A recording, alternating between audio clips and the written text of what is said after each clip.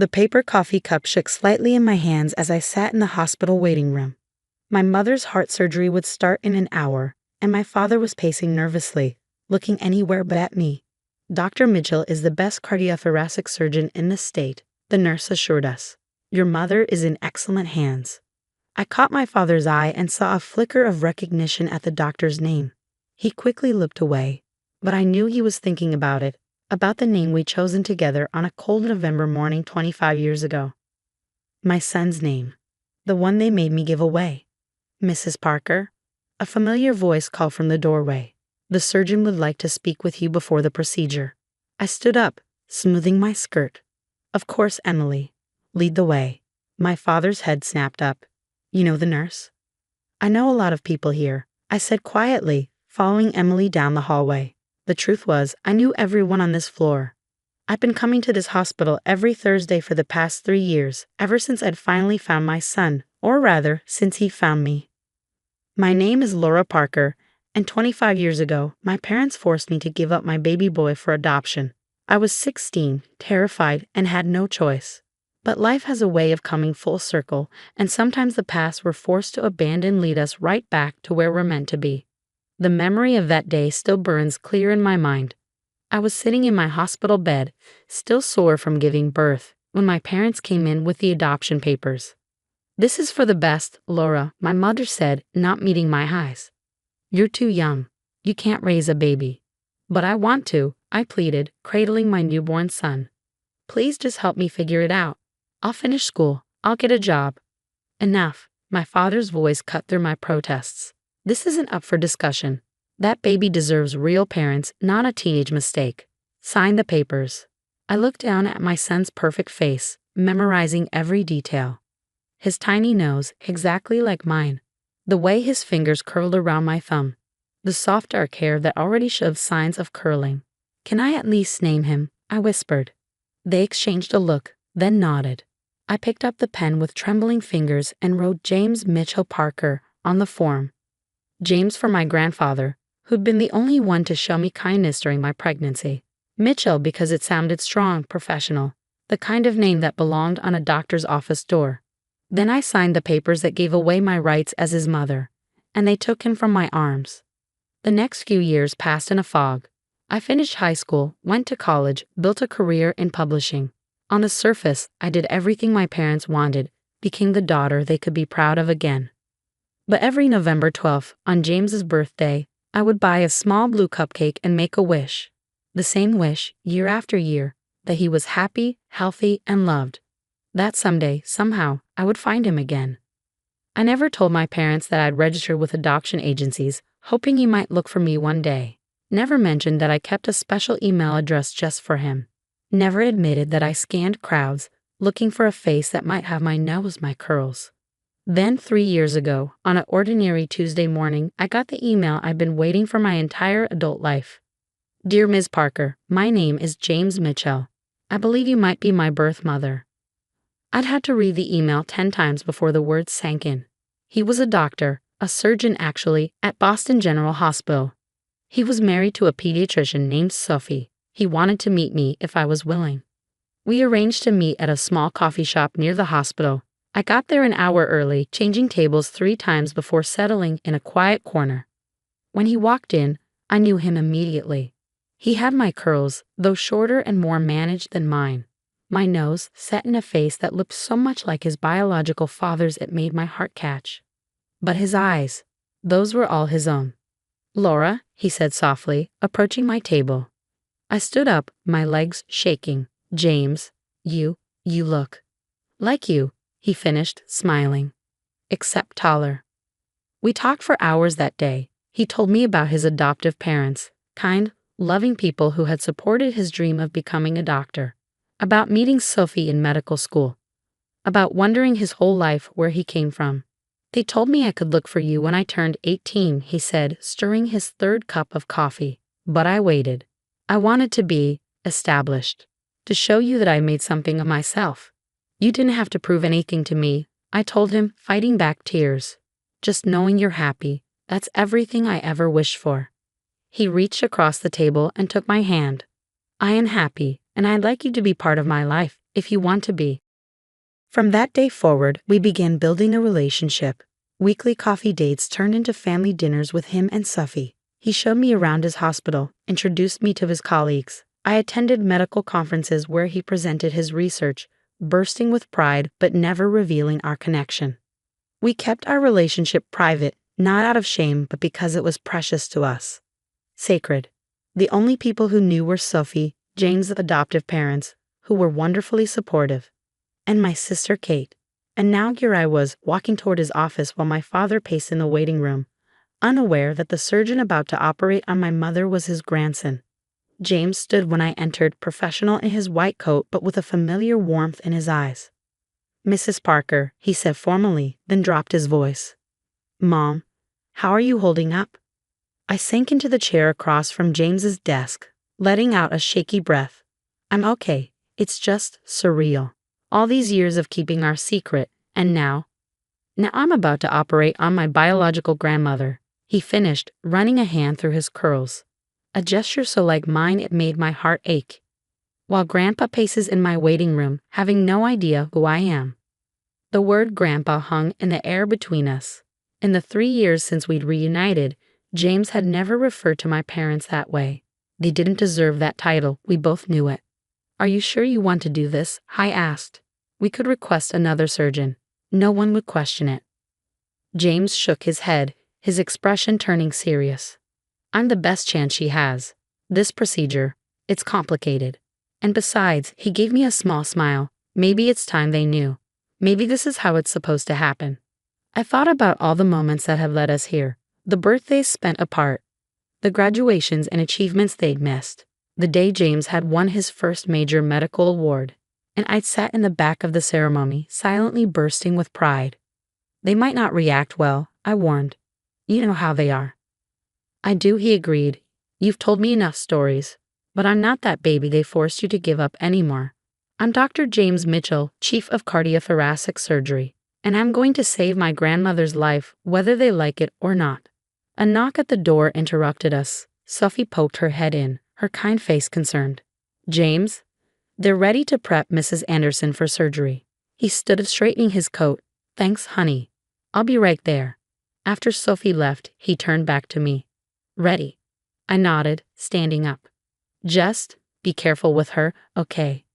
"Always," he promised, then added with a hint of mischief, "After all, she's family." We walked back to the waiting room together, maintaining our professional distance. My father looked up as we approached, his face a mix of hope and anxiety. "Mr. Parker," James said, extending his hand. "I'm Dr. Mitchell. I'll be performing your wife's surgery today." My father shook his hand, studying James's face with a slight frown. "You seem very young to be doing this kind of procedure." "Dad," I warned, but James just smiled. "I assure you, Mr. Parker, I'm more than qualified. In fact, I performed this exact surgery over 200 times with a success rate of 98%. I watched my father process this information, saw him noting James's confidence, his professional manner. If only he knew the full story, how James had worked his way through medical school, graduating top of his class. How he'd chosen cardiothoracic surgery because he wanted to fix broken hearts, both literally and metaphorically. "The procedure should take about 4 hours, James continued. "Mrs. Parker here can show you to the family waiting area. I'll update you as soon as we're finished." As he turned to leave, my father called out, "Dr. Mitchell? Your name? We once knew a Mitchell family." James paused, glancing at me before responding. "It's a common name, sir. Now, if you'll excuse me, I have a surgery to prepare for." I led my father to the waiting area, my mind racing. In 4 hours, my mother would be out of surgery. In 4 hours, everything could change. The waiting room was quiet except for the soft hum of the coffee machine and my father's occasional sighs. I pretended to read a magazine while watching him from the corner of my eye. He looked older than I remembered, more fragile. The past 25 years hadn't been exactly kind to any of us. But seeing him now, I realized how much the weight of their decision had aged him too. "Laura," he said suddenly, breaking the silence. "That doctor, there's something familiar about him." I kept my voice steady. "Oh, his eyes maybe, or the way he moves. He reminds me of..." He trailed off, shaking his head. "Never mind, it's impossible." But it wasn't impossible. It was a miracle wrapped in irony.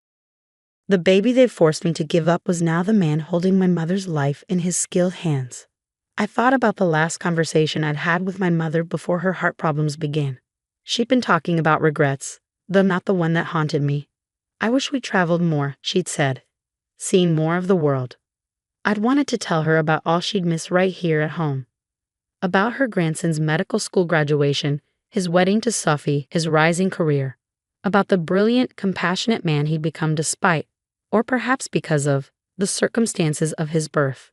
The hours crept by. Every time the waiting room door opened, my father would start, but it was never James. I knew he was focused, methodical, another trait he'd inherited from me, though my parents had never appreciated that quality in their daughter. Finally, just past the 4-hour mark, James appeared in his surgical scrubs. My father stood up so quickly he nearly knocked over his coffee. The surgery was successful, James announced, his professional mask firmly in place. There were some complications, but we managed them. She's in recovery now.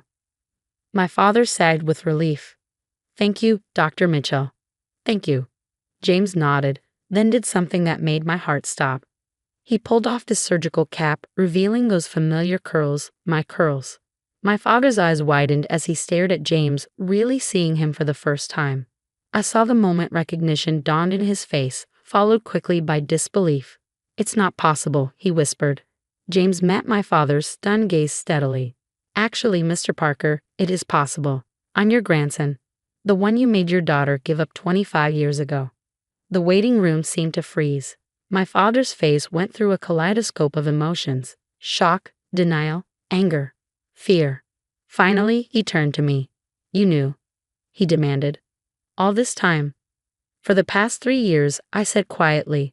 James found me. He's been part of my life ever since. My father sank back into his chair, his legs seemingly unable to hold him. Does your mother know? No, James answered for me. No one in the family knows except Aunt Kate. We've kept it private. Until now. Why? My father's voice cracked. Why keep it secret? I stepped forward, years of pent-up emotions finally breaking free. Because you and Mom lost the right to know him when you forced me to give him up. Because I wanted to protect him from the same judgment and rejection I faced. Because this relationship is precious to me and I wasn't going to let anyone taint it. James put a hand on my shoulder, a gesture of support that nearly broke me. I think we should focus on grandmother's recovery right now, he said calmly. She'll be waking up soon, and this isn't the kind of news you spring on a cardiac patient. My father nodded numbly, then looked up at James with new eyes. You saved her life. It's what I do, James replied simply. Now, if you'll excuse me, I need to check on her in recovery. Mom, will you come with me? There are some post-operative details we should discuss. I followed James down the hospital corridor, leaving my father to process the seismic shift in his reality. Once we were safely in his office, I burst into tears. Hey, James pulled me into a hug. It's okay. We knew this day would come eventually. I know, I sniffled into his scrubs. The way he looked at you. Like he couldn't believe what he was seeing. Well, I am pretty impressive, he joked, making me laugh despite my tears. Chief of surgery at 35, married to a brilliant pediatrician, just saved my grandmother's life. Not bad for a teenage mistake, right? The bitterness in those last words made my heart ache. You were never a mistake, James. Never. He smiled softly. I know, Mom. You've spent the last 3 years making sure I know that. Over the next few days, as my mother recovered in the hospital, the truth slowly unfolded. My father, unable to keep such a momentous secret, told her everything. Her reaction was not what any of us expected. She cried. Not the quiet, controlled tears I remembered from my childhood, but deep, racking sobs that had James worried about her sutures. All this time, she kept saying, looking at James with wonder. All this time you were here, becoming this amazing person, and we missed it. We missed everything. Not everything, James said gently. I'm here now. If you want to know me. The reconciliation wasn't instant or easy. There were hard conversations, painful memories to address, wounds that needed airing. My parents had to face the consequences of their actions, had to understand how their choices had affected not just me, but an entire family tree. But slowly, carefully, we began to build something new. James and Sophie invited my parents to dinner at their home. My mother got to see the wall of medical awards, the family photos that now included me, the life her grandson had built. My father struggled more with the change. Pride warred with shame every time someone mentioned Dr. Mitchell's incredible surgical skills. But even he couldn't deny the miracle of how things had come full circle. One evening, about a month after my mother's surgery, we all gathered at James and Sophie's house for dinner. As we sat around their dining table, I looked at the faces of my family, the one I'd lost and found again, the one I'd chosen, the one we were all building together. Sophie was showing my mother their wedding album, pointing out the empty seat it reserved for me in the front row. Though at the time they hadn't known I'd be there. James was discussing a complicated surgical procedure with my father, who was finally allowing himself to show pride in his grandson's achievements. "Mom?" James caught my eye across the table. "You okay? You seem quiet." I smiled, thinking of that scared 16-year-old girl in the hospital, holding her baby for the last time.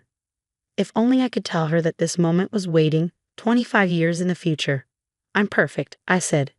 "Just perfect." Later that night, as everyone was leaving, my father pulled me aside. "Laura," he said, his voice rough with emotion, "I know we can never make up for what we did, but seeing the man James has become, seeing how you've handled everything, I've never been more proud to be your father." I hugged him, feeling the years of pain and resentment begin to fade. "Thank you, Dad. That means more than you know." As I watched my parents drive away, James came to stand beside me on the porch. "So," he said, bumping my shoulder playfully, "was it worth the wait?" I looked at my son, this brilliant, compassionate man who had found his way back to me against all odds. "Every single second," I replied.